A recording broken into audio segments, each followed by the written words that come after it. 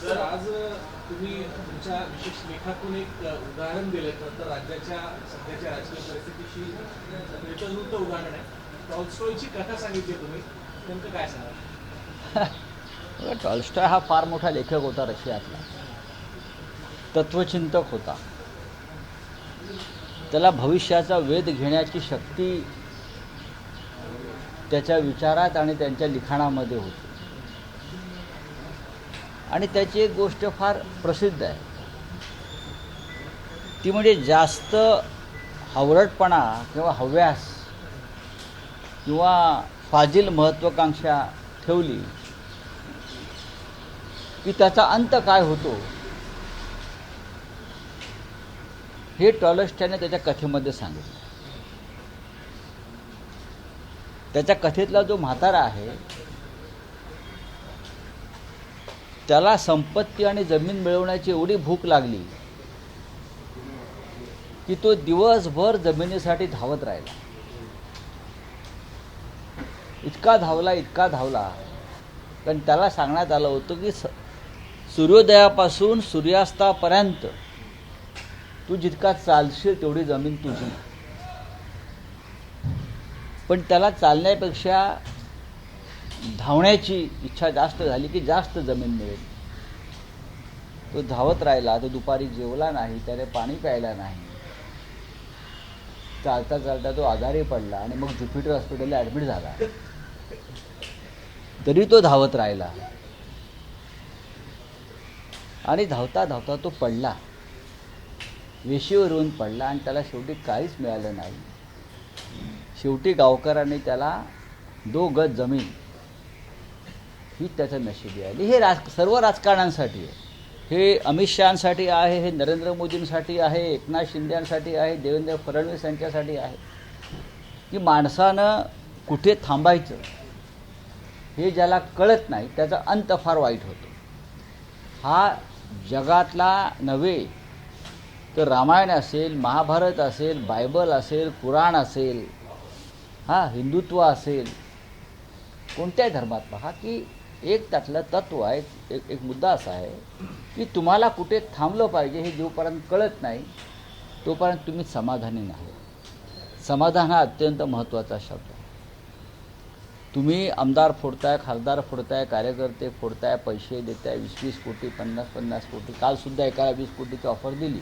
एक लिंगाडे नावाचे आमदार आहेत बरं का, अशी माझी माहिती आहे. किती पाहिजे तुम्हाला? आणि मग इस्पितळात जाऊन स्ट्रेसमुळे दाखल व्हावं लागतं. हे करू नका. थांबा कुठेतरी. थांबलं पाहिजे.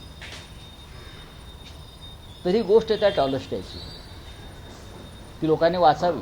कारण आताच्या राज्यकर्त्यांना, राजकारण्यांना वाचनाची आवड नाही, म्हणून ती वाचावी, तुमच्या माध्यमातून समजून घ्यावी आणि एक पूर्णविराम तयार करावा. नाही तर अंत आपोआप येतो, लक्षात घ्या. बोला.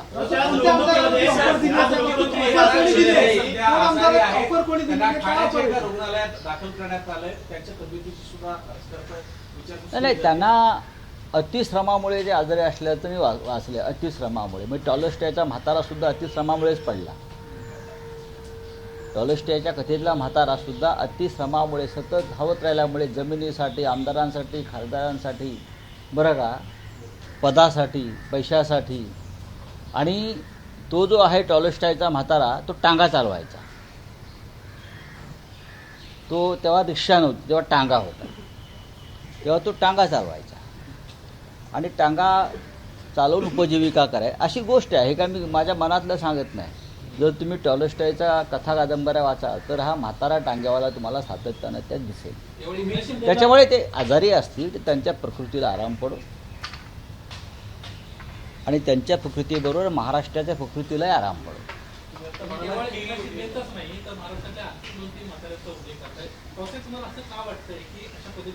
नाही, तुमच्या हातामध्ये अफाट सत्ता आहे, यंत्रणा आहे आणि लुटलेला पैसा आहे राम मंदिरातला. हा राम मंदिरातून लुटलेला पैसा आहे. यांच्याकडे जो आला आहे आता ठेकेदार, याच ठेकेदारांकडून देणग्या घेऊन त्यांनी अयोध्येमध्ये कार्यक्रम केले होते सगळे. त्याच्यामुळे हा काय पापाचा पैसा तुम्हाला पचणार नाही. ज्या कोणी घेतला असेल, मग आमचे ते 6 खासदार असतील किंवा अन्य कोणी असतील, त्याच्या आधी असतील, हा पैसा त्यांना आणि त्यांच्या मुलाबाळांना अजिबात पचणार नाही. हा इतिहास आहे. हां, टॉलेस्टेच्या म्हाताऱ्यासारखे सगळे कोसळणार आहेत 2 फूट जमिनीमध्ये. तुम्ही आता असं म्हणाल की एका आमदाराला अजून एक ऑफर देण्यात आली. असं आहे की प्रयत्न चालू आहे.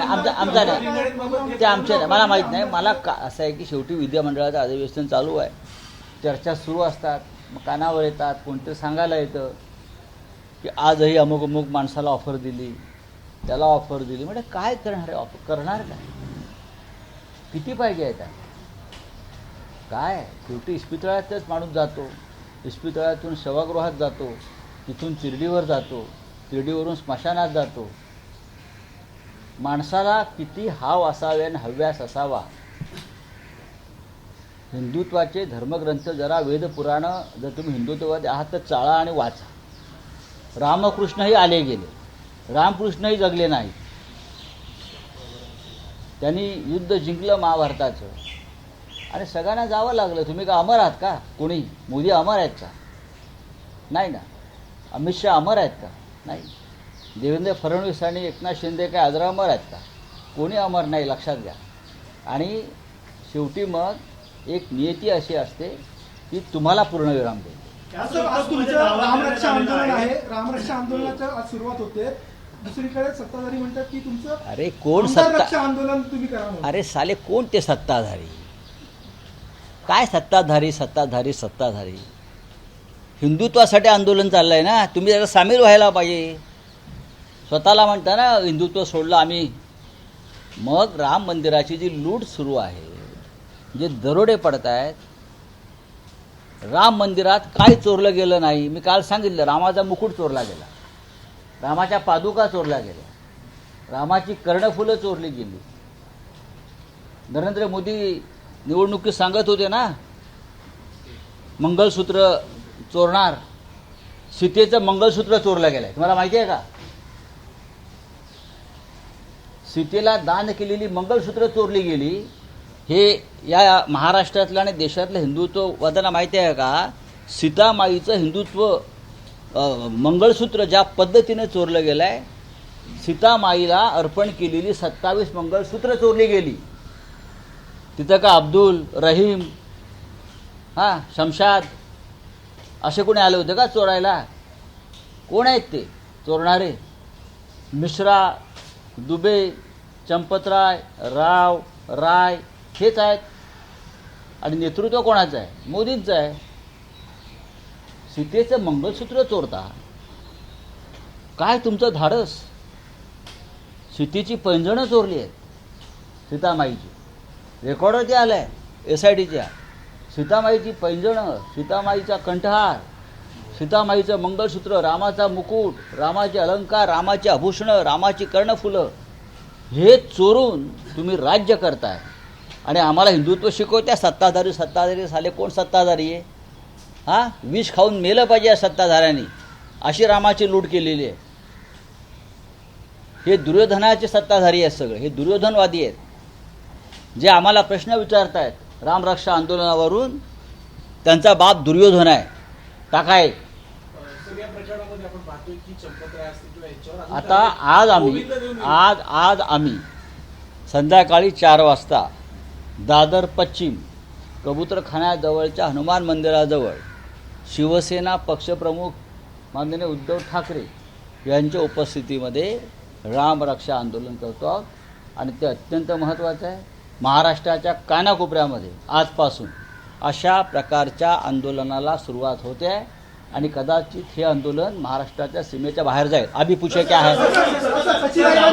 राम मंदिराचे कोषाध्यक्ष आहेत, कोषाध्यक्ष गोविंद देवगिरी महाराज यांची अद्यापही चौकशी झालेली नाहीये. गोविंद देवगिरी यांची चौकशी झालेली नाही, ते कोषाध्यक्ष आहेत, त्यांच्याबद्दल अजूनही काही कारवाई झाली नाही. बघा, मुघल काळामध्ये एकच महमूद गझनवी होता. आता राम मंदिराच्या लुटीमध्ये एकूण 25 महमूद गझनवी भाजपच्या त्या टोळीमध्ये आहे. त्याच्यामध्ये तुम्ही सांगताय ती दुरस्त असू शकतात, मला माहीत नाही. कोषाध्यक्ष ही त्यांची जबाबदारी सगळ्यात जास्त होती. सर, राव सर, ये बोलिए. मामला है, सर, कांग्रेस कह रही है कि 2/3 मत फिर भी बीजेपी के पास नहीं, इतनी पार्टी तोड़ने के बाद आपका क्या है? ये सही है. ये बात ऐसी है कि आज भी कांग्रेस के पास उनको जो डिलिमिटेशन बिल लाना है 850 वाला, उनके लिए पर्याप्त बहुमत नहीं है और बहुमत नहीं जुड़ सकता है.